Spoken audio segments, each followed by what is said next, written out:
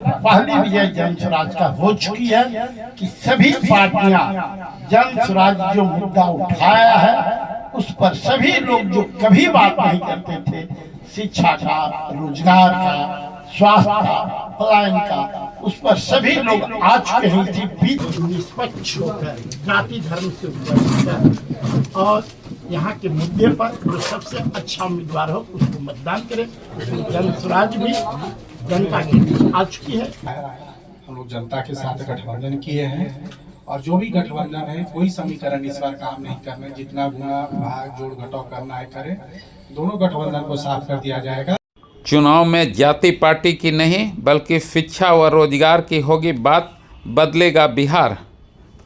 जहानाबाद विधानसभा से जन स्वराज का टिकट लेकर चुनावी मैदान में उतरे शिक्षाविद डॉक्टर अभिराम शर्मा ने कहा कि इस बार का चुनाव बिहार बदलाव के लिए हो रहा है। उन्होंने कहा कि पिछले 15 साल में राजद सरकार जबकि 20 साल में नीतीश सरकार ने जनता को जाति पार्टी में बांटकर वोट लेने का काम किया है। अब इस बार का चुनाव सिर्फ शिक्षा एवं रोजगार के नाम पर होगा। उन्होंने कहा कि सभी लोगों नेताओं अपने मुंह की बात करते हैं पर विकास की बात वहीं की वहीं रह जाती है। भ्रष्टाचार का दिन प्रतिदिन बढ़ावा मिल रहा है।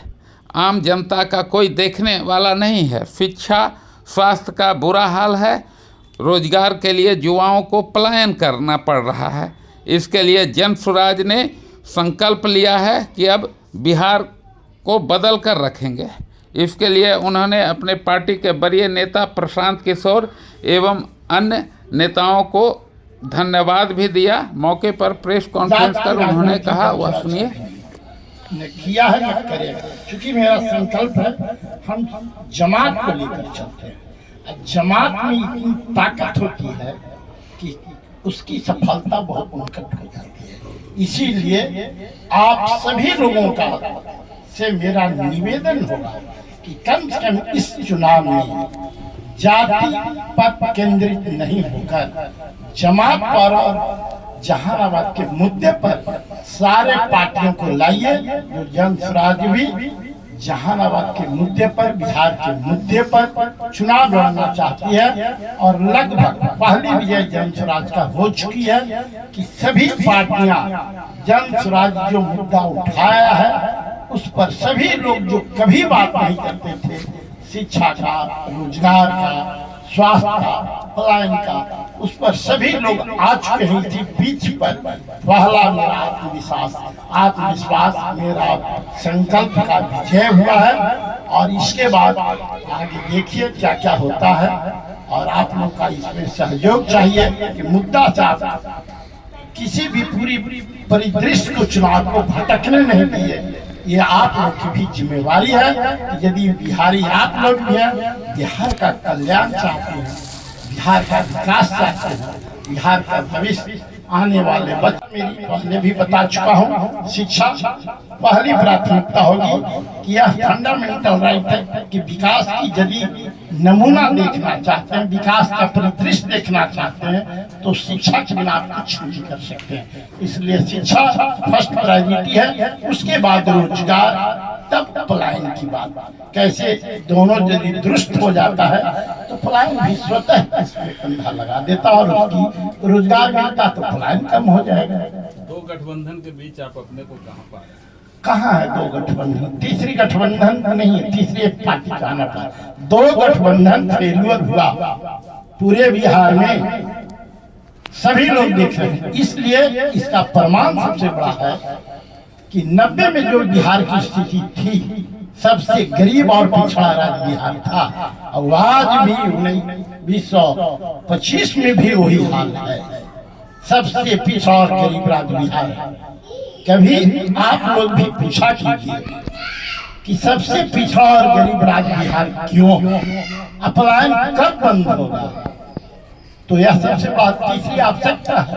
आप कभी यदि कोई चैनल में काम करते हैं और वहाँ आपका भविष्य दिखाई नहीं पड़ता तो तीसरा रास्ता खोजते हैं। बिहार की आम जनता करा रही है, त्रस्त हो चुकी है, आहें आ रही है।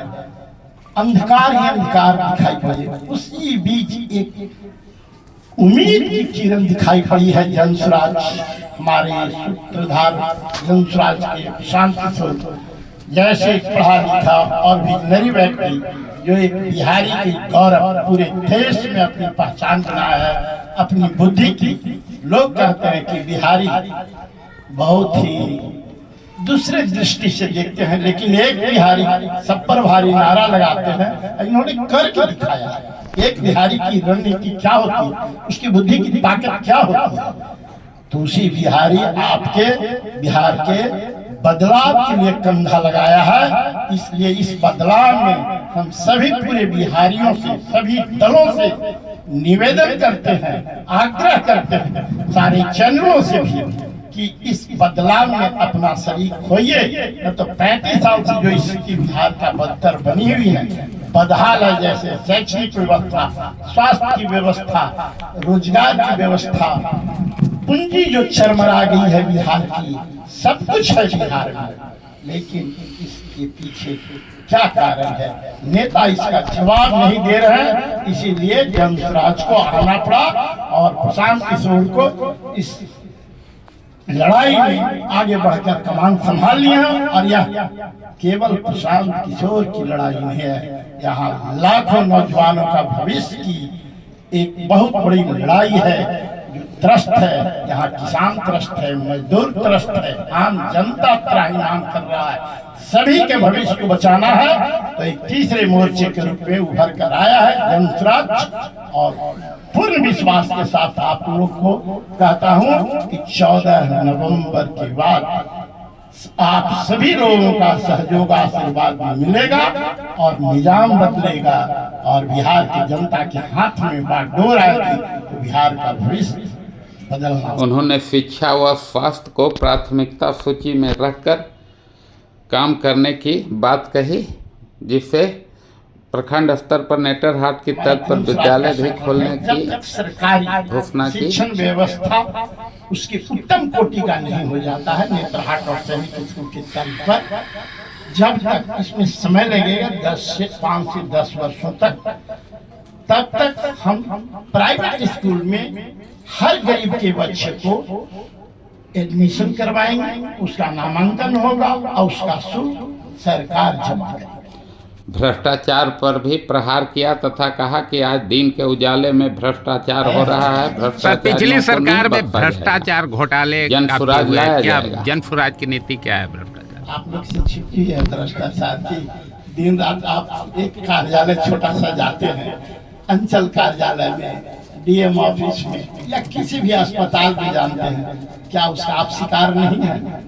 तो सब शिकार होकर भी यदि यह प्रश्न पूछते हैं कि भ्रष्टाचार सबसे चरम सीमा पर भ्रष्टाचार था। एक समय कट्टे का शासन था, एक समय प्रशासनिक कट्टा उसका रूप ले लिया है। रात के अंधियारे में पहले ये सब काम होता था, आज दिन के उजियारे में भ्रष्टाचार हो रहा है। इसलिए आप लोग से कम यह प्रश्न आप लोग खुद इसका बेहतर जवाब दे सकते हैं और हमसे पूछते हैं तो मैं कहता हूं कि जो आप भोगी है उसको समझ लीजिए। मौके पर पार्टी कोर कमेटी के युवा नेता अक्षय आनंद ने भी कहा आदरणीय प्रशांत किशोर कि अब जनसुराज आना तय है। जनसुराज ने कमर कस ली है, कोई गठबंधन काम नहीं आएगा। जो भरोसा जिताया है मैं उसके लिए उनको शुक्रिया अदा करता हूँ। और जहानाबाद के जनता ने जो भरोसा दिखाया है, जहानाबाद के जनसुराज के कार्यकर्ता ने, जहानाबाद के लोगों ने जो प्रेम दिखाया है, उसके लिए मैं आभार व्यक्त करता हूँ। प्रेस कॉन्फ्रेंस में जहानाबाद अर्बल के जनसुराज प्रभारी शैलेश कुमार भी उपस्थित थे। खबरों से अपडेट रहने के लिए चैनल को सब्सक्राइब एवं वीडियो को लाइक व शेयर करें।